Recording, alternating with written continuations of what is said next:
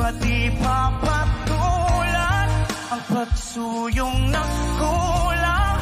Tayong umaasang dilag at kanluran, ikaw ang hantungan at bilang